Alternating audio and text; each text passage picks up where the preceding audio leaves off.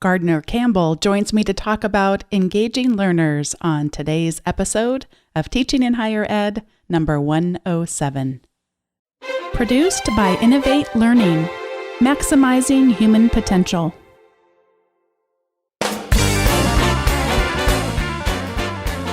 Welcome to this episode of Teaching in Higher Ed. This is Bonnie Stachowiak, and this is the space where we explore the art and science of being more effective at facilitating learning. We also share ways to increase our personal productivity approaches so we can have more peace in our lives and be even more present for our students.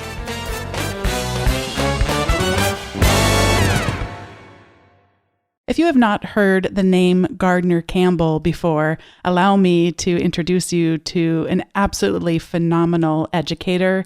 He is an associate professor of English and the special assistant to the provost at Virginia Commonwealth University. He's also served there previously as the vice provost for learning, innovation, and student success, as well as the dean of the Innovative University College. Before coming to VCU, Gardner was senior director for networked innovation in the Division of Technology Enhanced Learning and Online Strategies at Virginia Tech, where he also served as associate professor. And prior to that, he was the founding director of the Academy for Teaching and Learning at Baylor University, as well as associate professor of literature, media, and learning in the Honors College. I am so pleased to be welcoming him to the show to talk about engaging learners. Gardner Campbell, welcome to Teaching in Higher Ed. Hi, Bonnie. Thanks. Good to be here. Thanks so much for spending time with me today. We are going to start out the episode by going back in time. And we're going to go back to when e-learning was first invented, or at least the term was first coined. And we used to say that those online courses were interactive if we clicked our mouse on a little arrow. You remember those days, yes? I do. You remember them well. Well, today we do a lot of talk. There's a lot of talk in the media. There's a lot of talk amongst faculty about engaging our students. What part of the talk about engaging our students is the equivalent to saying that clicking on a course is interactive? Oh, dear. I'm afraid this is going to elicit a little bit of sarcasm from me, so everybody just kind of hold on. We're doing so well with interactivity, Bonnie. For example, not only can you click on links, but you can watch a movie of somebody speaking in a large room. Now, that's a real advance. Not only that, you can have a separate window with bullet-laden PowerPoint slides accompanying the video of somebody talking in a room, a big room. And not only that, you can pause it and take a multiple choice test. So, you know, what lovely interactivity. It's all kind of part of the same clicking on links idea. And I think it's because interactivity for most people simply means there's something to do to follow along, which is not exactly what I would think of as interactivity. And what are the ways in which we talk about engaging our students in our teaching that are actually not real demonstrations of engagement? I think there's a thought that if we are getting responses from students of any kind, that there's engagement that's happening. And I guess in a way you could say that. I mean, it is probably more interesting to click on multiple choice tests every 10 minutes than it is simply to watch a lecture that goes on for an hour, even if you can play it back at double speed. But I think that there's far too much focus on simply what I would call a stimulus response kind of paradigm. And in the meantime, our students are sitting there with thoughts and dreams and distractions and hopes and what they just ate for lunch, which has made them sleepy or made their stomach rumble or whatever. I mean, there's a rich context of lived experience, in many ways a very high bandwidth context that we could draw on as we're together to be able to empower and strengthen interaction, which doesn't always mean that everybody's talking at once. I think listening can be a very active process, and that following along can be very active or even interactive without the person who's listening, never and necessarily responding in any way other than kind of bearing down on the listening. But for me, the stimulus response paradigm governs most of what we think of as interaction in an electronic format. And that's just a very impoverished view. How people are in rich communication contexts when they're online or face-to-face. Would you share a memory of me from your teaching that you just think so fondly upon because you just think, now that was true engagement? That's a very interesting question. So I'll give you one example that's an extreme example because it's certainly not possible on a daily basis. It was a very special experience in which I was leading a group of students in a study abroad in Bath in the UK in 2003. We had been on this 5-week summer course together. It was called Rock, Soul, Progressive, Transatlantic Crossings in Popular Music, 1950 to the Present. And we started with Patti Page and the Tennessee Waltz and ended up with U2 and beyond. I can't remember the most recent. I think Radiohead was in the mix there. And, we went right up to the present. And we had lived through 5 weeks together, and each of the classes was interactive. And I think, at least it felt to me as if there was a high degree of engagement, not just because everybody listened to popular music, but because we had read things together. We were in a fairly small and contained and exotic setting. We were analyzing music in ways that I think were new for most people. And we were learning from each other just by paying attention to the way each of us experienced music and the context in which we experienced music and how we would even talk about what it was we were hearing. So all of that was very interesting. And we did that for 5 weeks. There were field trips, including a great weekend in London where we went to the Townhouse Studios. And one of my students sat down at Sir Elton John's favorite piano and played some Fiona Apple that she had memorized from her own piano lessons. And then going to Brighton and going on a tour that retraced the steps in the movie Quadrophenia, featuring the music of The Who, and on and on. So all of that was highly engaging. But the highest moment of engagement was in the moment where we all walked up on top of Salisbury Hill, the last day of class. Salisbury Hill is celebrated in a famous song by Peter Gabriel on his first album, and it's a song about an eagle flying down to take him home when he had come to a crossroads in his own career and was now preparing to go out as a solo artist. So we were at a crossroads, too. We were in a physical setting that was new to most of us, where we might not ever be together again in that way. We had been through all of these lived experiences together in an unusually intense fashion. And the moment of peak engagement was a moment of reading and silence. We had all brought books with us from the course and read aloud to each other bits of the books that had meant something in particular to each of us. And then I turned to them and I said, that's your life down there, because we were overlooking the city of Bath. That's what we lived together for the last 5 weeks. Let's look at that now and reflect on it together in silence on this windy hill. And I've never had a more engaged moment myself, and from what the students reported, it was pretty magical for them as well. So that's an edge case. As I say, you can't make those memories every day, except I think within that experience, there are certain kinds of principles, I would say, that you can isolate or identify to begin to get to deeper kinds of engagement. And I'm not the first one to have thought of these things by any means. One of my favorite education writers, who sadly passed away a couple of weeks ago, a fellow named Jerome Bruner, talks about these kinds of things pretty consistently throughout all of his writing. And they have to do with paying very close attention to context, keying off of pre-existing interests and bringing them together into wider spheres of inquiry.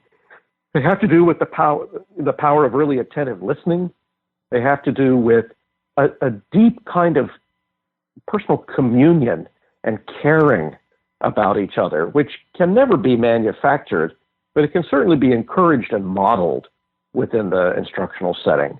It has to do with a kind of daring and imagination to go beyond a transactional relationship, either with the content or with each other. It has to do with a heightened sense of occasion and an awareness that, for me, brings a kind of humility with it, that at any moment, something you learn could change your mind about a lot of things. It could fill your life with meaning and new direction, or it could send you back into a really dark period of soul searching. That learning is an enormously powerful and eventful kind of experience, and that we need to be prepared for that. We need to be humble in the face of that. We need to be excited and be answerable to that occasion.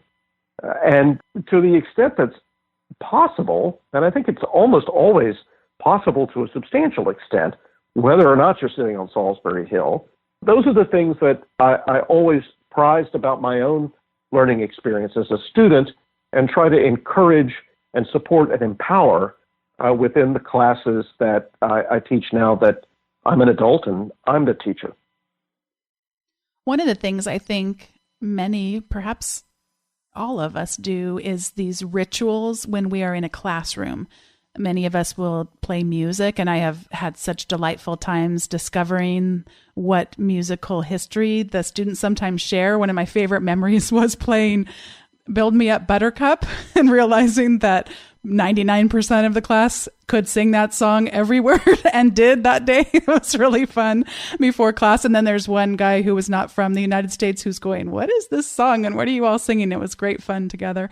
But even if people don't play music before a class, there's some kind of a ritual there. I was just reading yesterday about someone who makes sure that they greet everyone as they come in. Some people like to sit in the back of the classroom. There's all these rituals that we do.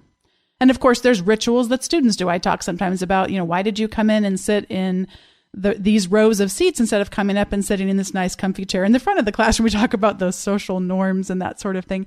But online, I don't see as many of those rituals, or at least I don't know that we collectively have had as many conversations about rituals that might, as you said, tie into these key interests and help people pay this close attention to context and have that deep power of attentive listening. What comes to your mind when you think about effective rituals that we might create or recreate in an online environment to do some of these things?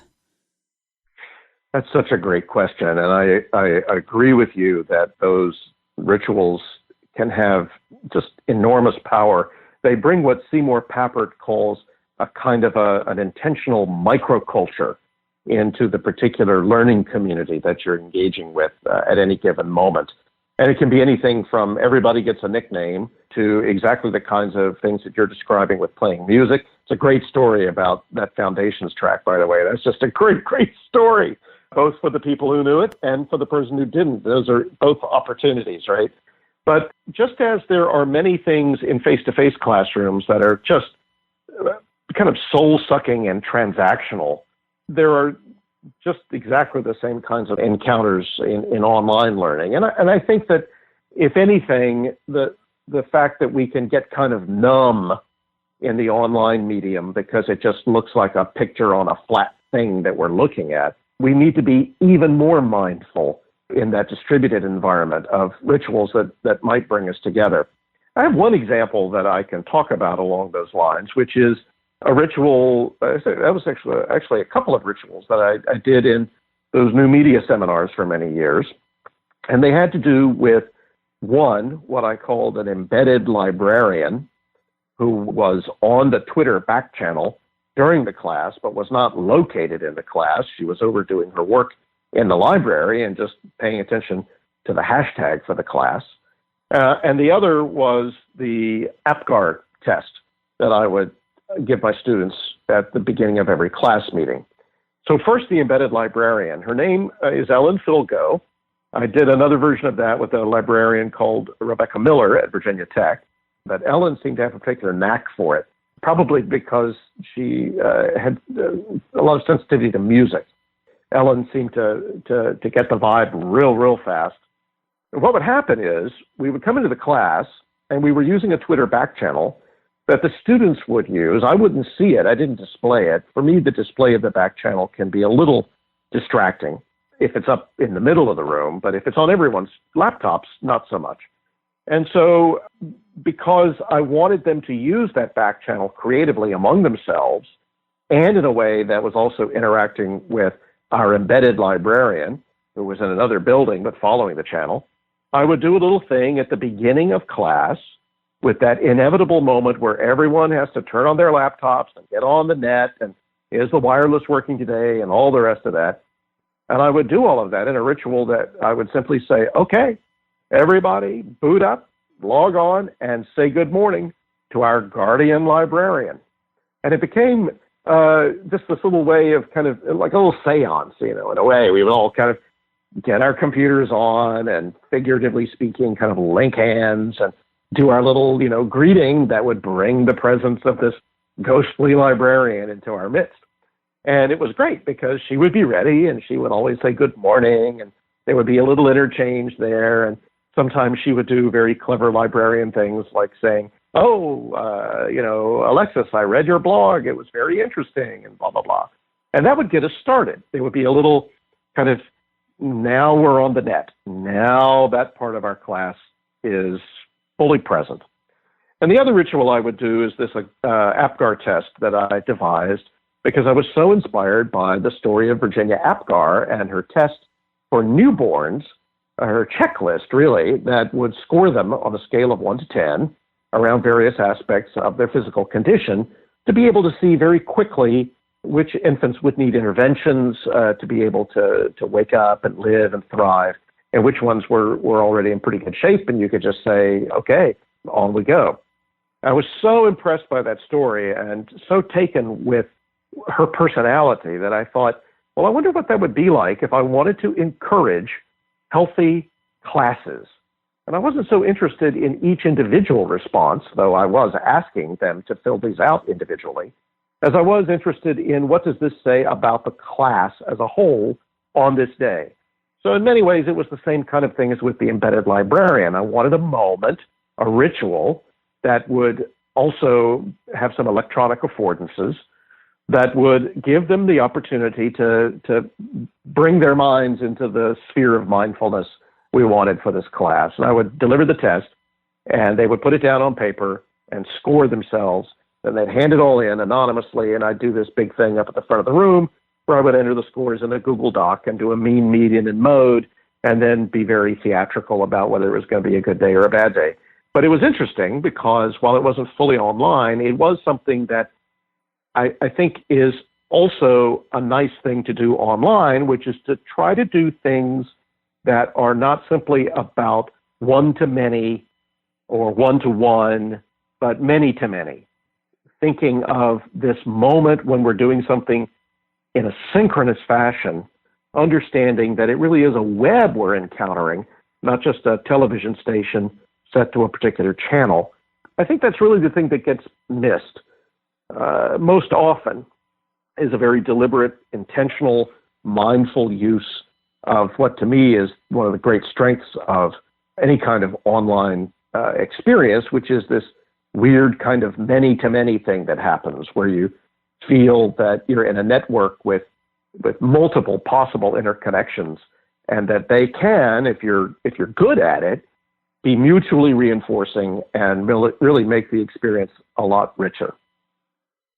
One of the challenges that I see a lot of faculty having sometimes when they try to introduce even the most simplistic kind of collaboration, all right, let's work in a group project and let's put a Google Doc together and you can collaborate together, is to make this assumption that today's traditional undergraduate students, our 18 to 22-year-olds, just come to college knowing about these many-to-many relationships, and that they're predominantly about knowing the technology versus knowing the relationships and how they might flourish in such a work together. How do you respond, I guess, to faculty who think this is some generational thing or some, once I know the technology, if only I could know what buttons to click, then I would suddenly miraculously be this great networked learner? Yeah, what a great question. I think that lots of times because people are not quite getting at exactly the depth of the kind of question you're asking, they're pretty much sitting ducks for vendors who will say, well, and now it's like watching lectures, but in 3D with bigger Technicolor PowerPoint. And it's like, no. This is what Scott McCloud calls the McLuhan mistake, which always happens when you shift into a new medium. The classic example is, well, gee, now we have movies, so we'll put the movie camera in the middle of the auditorium and film the play. Well, you can do that, but it gets really a lot more interesting when you edit, which doesn't have any equivalent really in a theatrical production. I guess you could think of scene changes that way, but it's not anything you do after the fact. And you can move the camera. Oh, that's really interesting. That would be like people getting up and walking around during a performance so they could see, Hamilton from different seats. And that would be kind of chaotic, although people do that at the Grand Ole Opry, which adds another kind of many-to-many dimension to that experience. So I think for me, the answer is that no one really has a deep understanding of network literacies in this telecommunications environment we live in now because it's too new. I think that many times young people have better approximations of things that we can, because their experience is so heavily mediated in these networks, that we can draw on to help make them more mindful of the networks they're in. But again, they're not necessarily thinking of it in those terms. And it, even though it's something that is maybe more foreign to older people who are faculty and staff, I think we're on more of a level playing field than we think, because this idea of network literacy, which is something Howard Rheingold talks about really beautifully.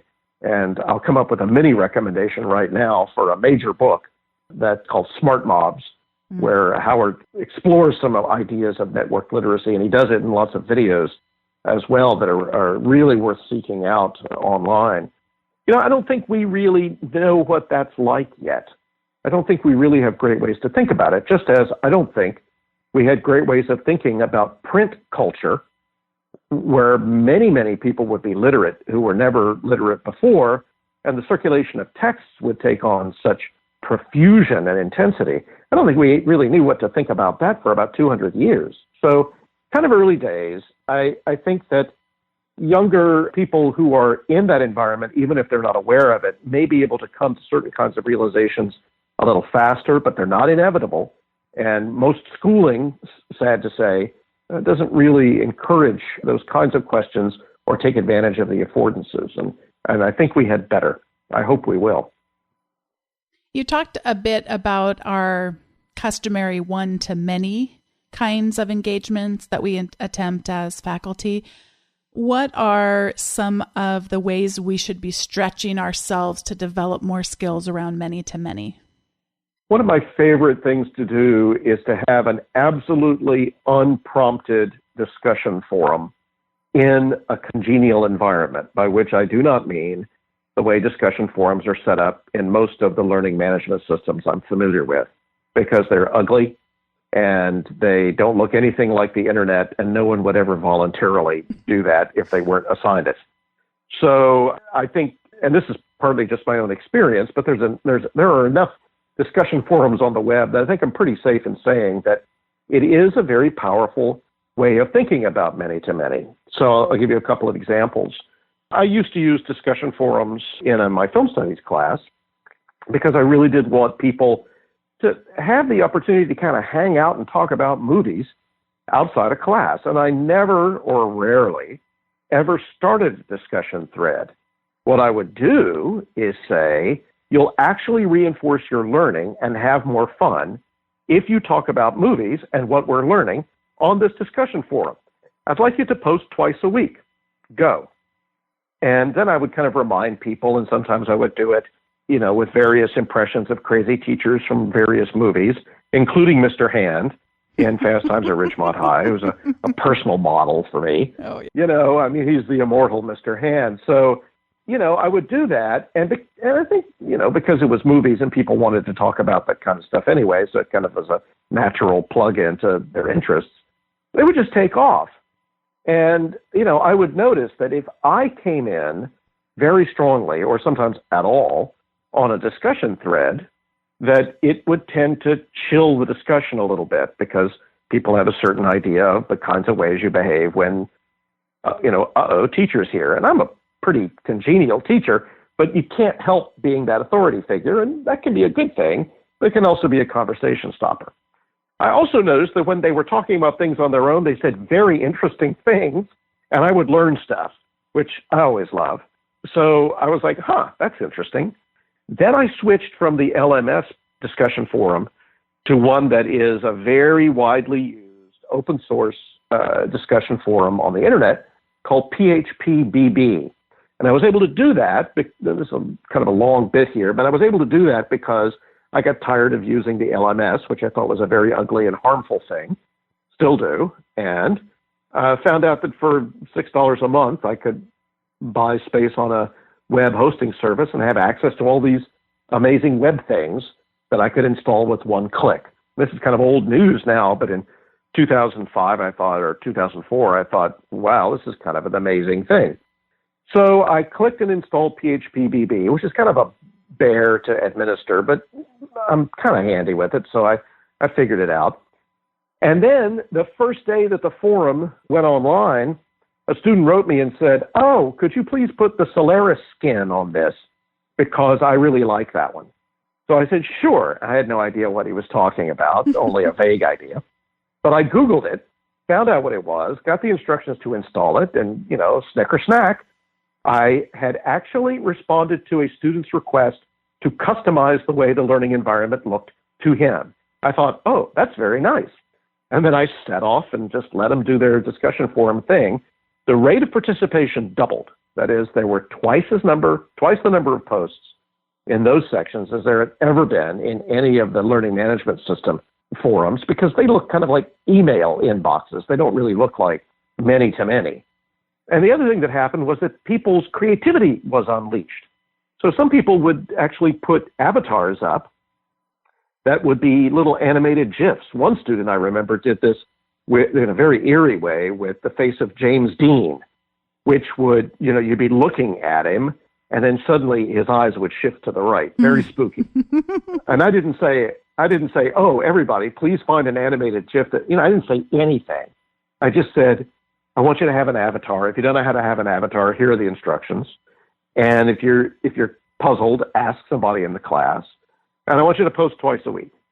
Then I found out that this particular forum affordance let people create polls for each other. Well, this is very standard stuff, but it was not that way in Blackboard.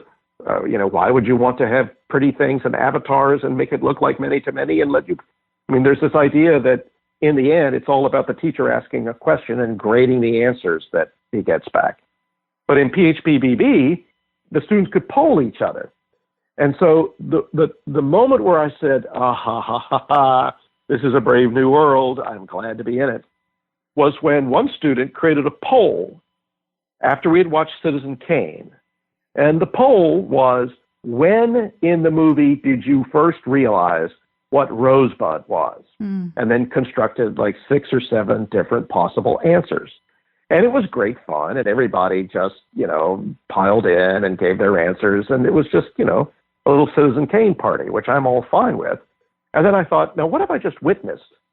I've witnessed a many-to-many interaction around a prompt in the form of a fun, but actually quite revelatory quiz created by a student.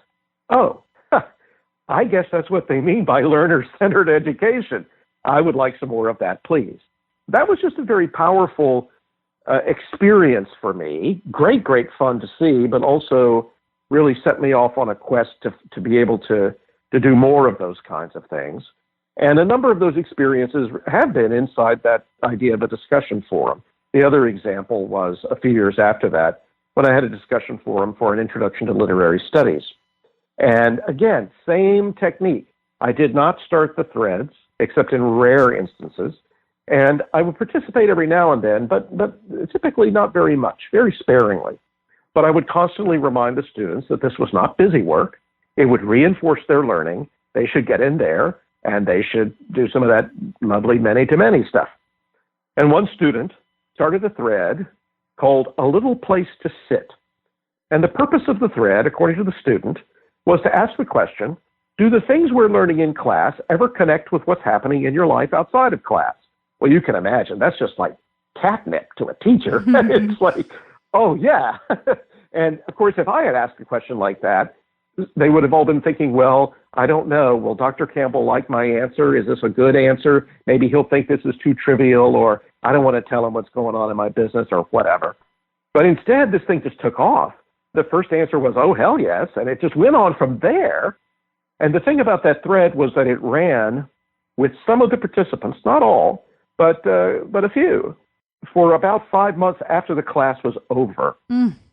Wow. And yeah, I mean, it was like, okay then. And of course, I was still in the forum and so could see these things happening. And then every now and then they might ask me something and I might respond. But it was just so beautiful.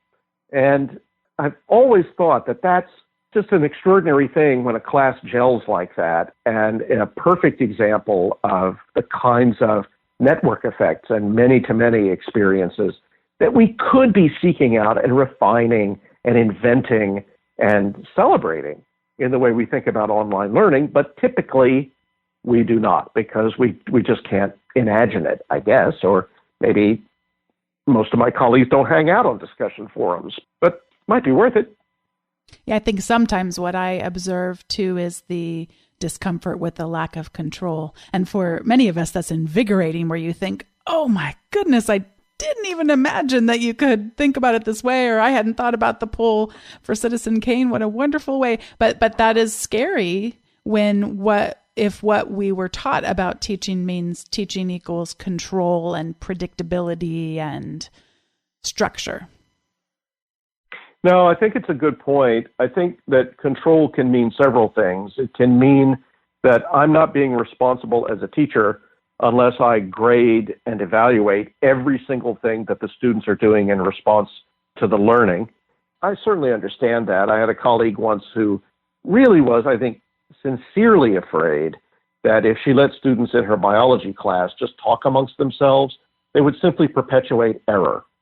Now, I think that if you set the environment up in a good way and intervene sparingly when you think you really need to do it, that there are ways in which the environment can become self-correcting and actually start to boost the collective intelligence, not just be people leading themselves out of ignorance into even more error.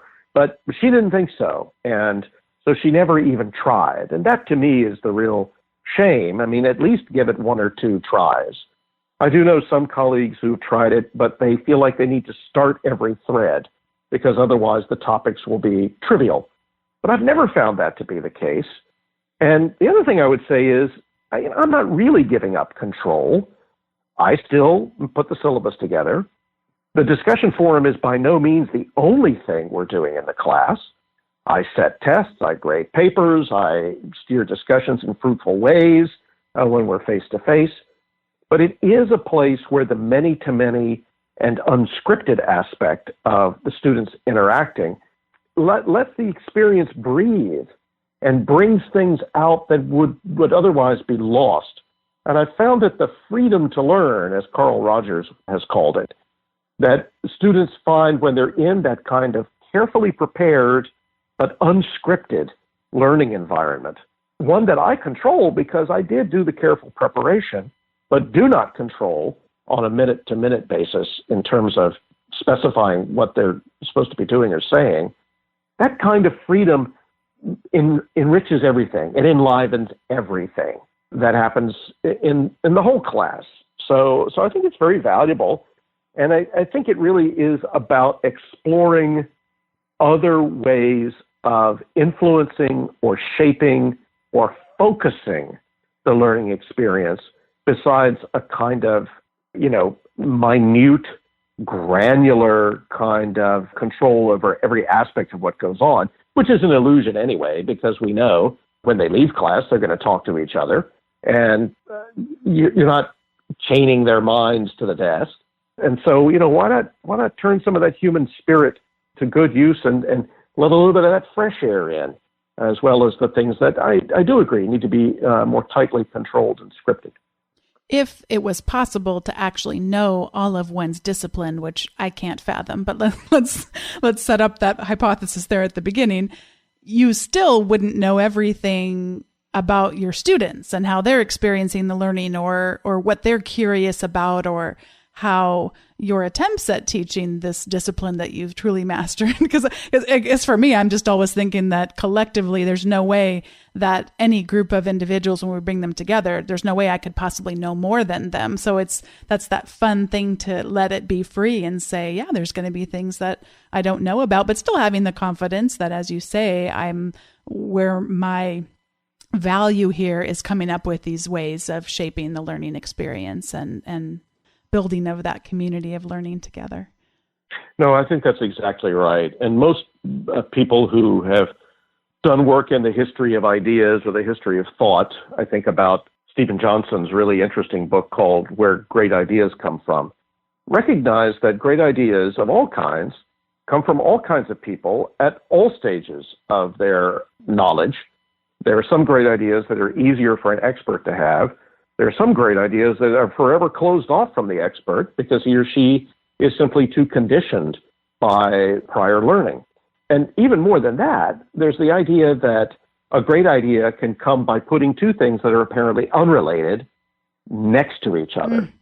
So if somebody's making a connection between, Milton and, Patti Smith, which actually happened in my Milton class last time, that's great. Suddenly the field of Milton studies has expanded in significant ways. And all of us may be able to have better, more interesting, and fresher ideas than we would have if that combination hadn't emerged in our conversation. And it is true that the connection between Patti Smith and John Milton may not be as important for Milton studies as the connection between John Milton and, let's say, the philosopher Nicholas of Cusa, or the way Shakespeare influenced him, or any of those things. But, there's time for lots of different things. And if the connection feels lively and inspiring to somebody, they're going to naturally want to know more. And I think it's a mistake for teachers to say, as sometimes we all will, that's very interesting, but we don't have time for that now. Because as soon as you do that, the message you send is, I don't care how creative and interesting your remark is. It's not what I think is most important right now. Therefore, I'll kindly ask you not to say it. Mm-hmm. And that's just, it's so disappointing. And it does make people think that Milton is about sitting up straight and looking at the teacher at all times, which I can assure you it is not. This is the time in the show where we each give a recommendation, and mine is going to be for people to go look at the links I will post in the show notes on the Great VCU Bike Race book, and I will quickly read, with inflection I might add, the description and then ask you to share a little bit more. It is a networked multimedia transdisciplinary exploration of the event that is the 2015 UCI, that's the Union Cyclist International Road World Championships. VCU faculty have focused their energy, enthusiasm, and unique expertise on this event to create an array of energizing learning opportunities. What can you tell us about the Great VCU Bike Race book and why we should all go look at it? Well, you read that description extremely well, I have to say. Thank you. I even have a podcast. Very well. Yes, there you go. I see I am speaking with a professional. And, yes. That's it. That's great. No, those are not words that were chosen idly. That kind of opportunity has long been one of my kind of dreams about what a school might do. And I've had various ways of dreaming about it. But this particular one, it really did involve luck, preparation, and ambition. And it was luck because it just so happened that the bicycle race, the course of it was going right by the main arts and sciences campus of VCU. So it was right next to us.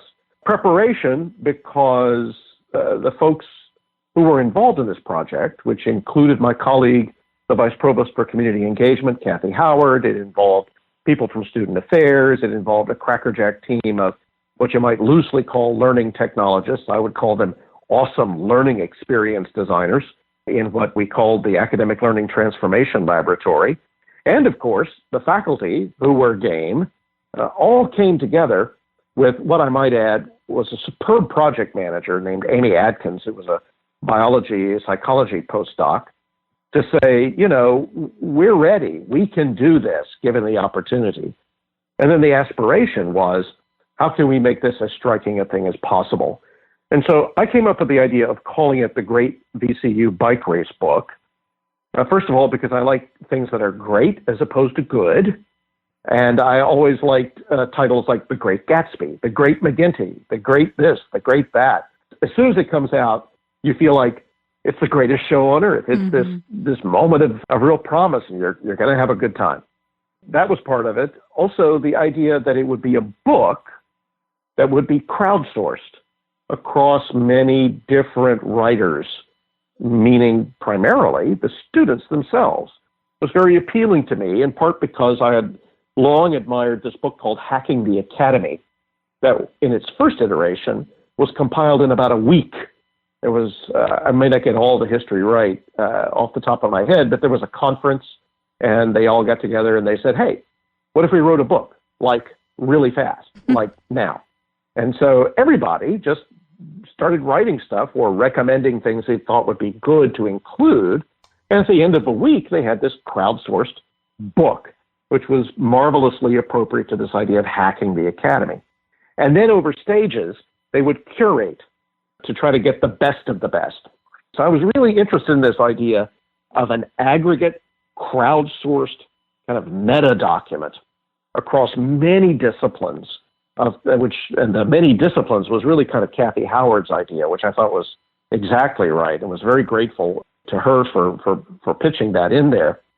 And then having all of those things be published to the web as they were happening, be curated during the event in a kind of an ongoing news magazine, which was part of the project I worked on as an individual, and then have that content present in an aggregate way and then curated through successive stages until we would get it into a form that we would say, okay, this is the best of the best, and we're going to put it in the library's scholarly repository as a kind of a book that we all wrote together. We didn't quite get all the way to the scholarly repository, but we did get to the curation part, and we did get some really extraordinary moments along the way in which students really did feel like that the work they did was something that could matter on a potentially global scale, and that was part of the co-creation of knowledge across this institution of higher education. So it was great. It really kind of inverted the knowledge creation relationship. And it was about a cool event, and lots of surprising things happened. And it was all up on the web to be shared with the world. And it was across many disciplines. And the faculty loved the experience. And the results we got back from the student assessment were very, very positive in ways that were just very affirming. And I think the experiment could be generalized into other contexts as well. And I'm eager to try again sometime. So we'll see if that opportunity emerges. What do you have to share with people today? Oh, so many recommendations. I don't know. I just got a really lovely quadraphonic set of Chicago's albums from its first to the 10th one they did. And it's kind of fun to hear old music in new ways and hear things you've never heard before. But I don't suppose that's terrifically related to student engagement. So I would say that my recommendation today would be for people to feast themselves upon really any of the writing that is nearby or they can get to by the late Jerome Bruner.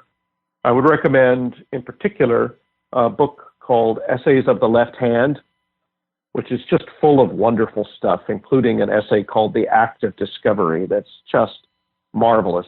There's another one called Toward a Theory of Instruction that's also been just an extremely strengthening and nourishing book for me for many years. So my recommendation today is get yourself to some Jerome Bruner, Bruner, and prepare yourself for a wonderful experience. And of course, I have the introduction to one of my favorite Chicago songs stuck in my head, which will be there for the next 4 hours. But it's a much better soundtrack to have than, say, the Paw Patrol soundtrack that my kids love to listen to, or my son is now in love with the first song of the Star Wars soundtrack. So it's going to work for me here.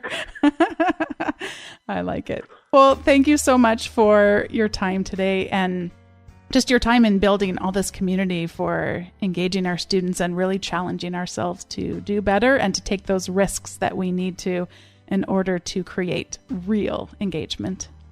Well, it's my pleasure. And I have to say, as the credits roll, that none of this, I try to carry on the same kind of intensity and transformative qualities that I felt with my best teachers. Sometimes folks are criticized for trying to teach the way they were taught. And in my case, I should be so lucky to be able to teach the way my best teachers taught. They taught me so much and were just amazing influences. So thanks for the opportunity to talk, Bonnie. It's been great. What a pleasure it was to speak with Gardner Campbell today. And just as a heads up, we actually recorded 2 episodes today as I record this. And the next episode with him will be airing on July 28th. And so you can look forward to hearing that episode and us discovering more from this great thinker in higher ed. And thanks to all of you for listening. I just have grown to appreciate this community of individuals who come together, and we're just always seeking to facilitate learning better through a lot of different creative lenses. Today was just one example of that. Again, to access the show notes from today's show, you can go to teachinginhighered.com/111. And if you want to expand the community even more and get to have the opportunity to engage with even more people, the best way to do that is to write a review or give the podcast a rating on whatever show it is you use to listen to the show. I always appreciate those, and they really are, through the algorithmic magical wonders of iTunes, the best way to get the word out about the show. Thanks so much for listening, and I'll see you next time.